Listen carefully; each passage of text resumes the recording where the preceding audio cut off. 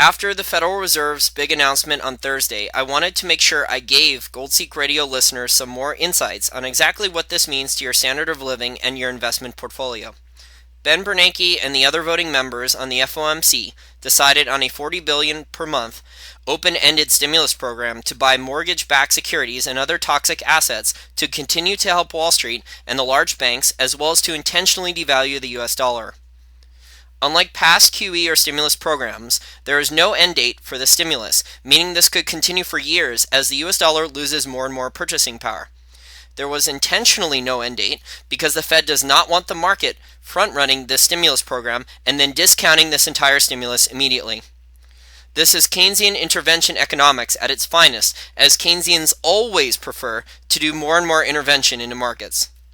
This stimulus is the culmination of other previous commentaries I have made for Goldseek Radio over the last few months, talking about the ramifications of financial repression and people at the Fed and top Wall Street guys like Ray Dalio writing extensively about nominal GDP targeting. It's clear that Wall Street got exactly what it wanted with the stimulus announcement with the intention of permanent stagflation. Why is the Fed doing this? Do you remember former Fed Chairman Alan Greenspan and how he kept lowering interest rates and juicing markets after the long-term capital management collapse, the collapse of Russia, the Asian tiger crisis, and the Mexican tequila crisis, and then after the tech bubble burst? It was called the Greenspan put, as Greenspan wanted the stock market to keep rising regardless of what bubbles and boom-bust collapses were going on in markets and the real world. Bernanke inherited this from his mentor and believes in the same thing.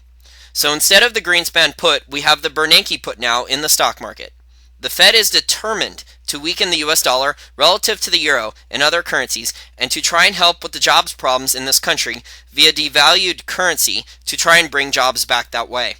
Also, the Fed wants to fight deflation, especially asset price deflation, although the Fed can only prevent assets from falling in nominal terms since the denominator all assets are valued in, fiat currencies, are losing value.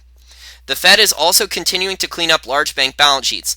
Instead of bankrupting banks for the evil, stupid, and over-leveraged bets they made on derivatives and sending executives to prison for fraud, with this new stimulus, banks are continuing to be rewarded for making bad bets with fresh new amounts of money to speculate with in capital markets or to invest the money outside the US for a better return. What does this mean for the stock market? It means Ben Bernanke and the others at the Fed want to continue using the wealth effect to make consumers feel better about their net worth by propping up stocks and other assets on a nominal basis so consumers will feel better about spending money in our economy.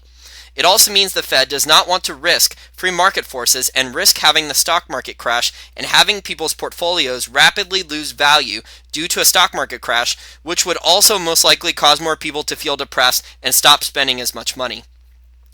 Banks will also have billions in new money to speculate with.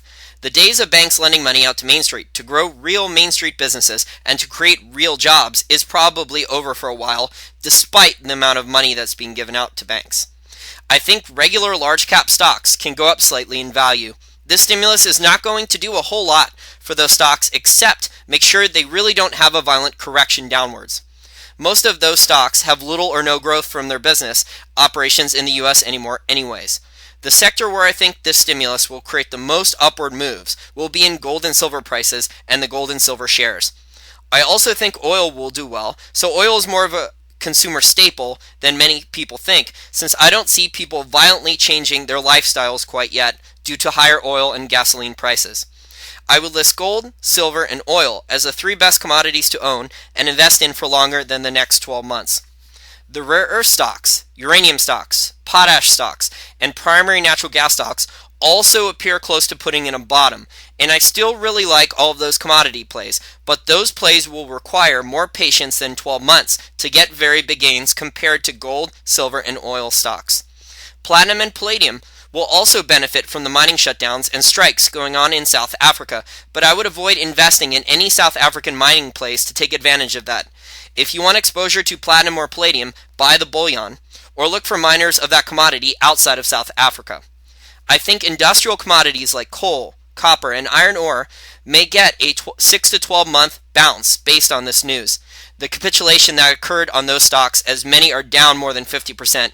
Billions in projects canceled the last few months from the larger players like BHP Billiton, Rio Tinto, and Vale, along with China's $150 billion infrastructure spending program. But I expect industrial commodities and the companies that focus solely on those to struggle in this macroeconomic environment for years to come because of commodity price volatility and the fact that their commodities are less likely than gold, silver, and oil to gain in price yearly to offset rises in input costs of production of mining. In my opinion, after the stimulus, gold and silver now have a permanent price floor support level built into them going forward. Will there be corrections in gold and silver after the next big up move? Sure, but I expect higher lows and higher highs. In conclusion, in this risk-on, risk-off environment, in my opinion, we have just transitioned from a risk-off environment where consumer staple dividend stocks, bonds, utility stocks, and healthcare stocks outperformed back to a risk-on environment. Smaller cap stocks and resource stocks should outperform the risk-off selections, at least for the next 6 to 12 months, barring free market forces and a large bank being allowed to fail, or a country like Spain or Italy being allowed to collapse without intervention by the ECB. Besides buying gold and silver bullion and shares of gold and silver stocks, investors should also look to increase their exposure to oil.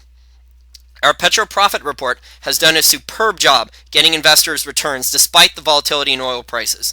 Many stocks featured in our report are already up over 20% in just a few months, and one stock in the report even popped 12% in one day this week. For more information and education about markets, our economy, and Wall Street for Main Street, please check out the main Wall Street for Main Street website at wallstformainst.com.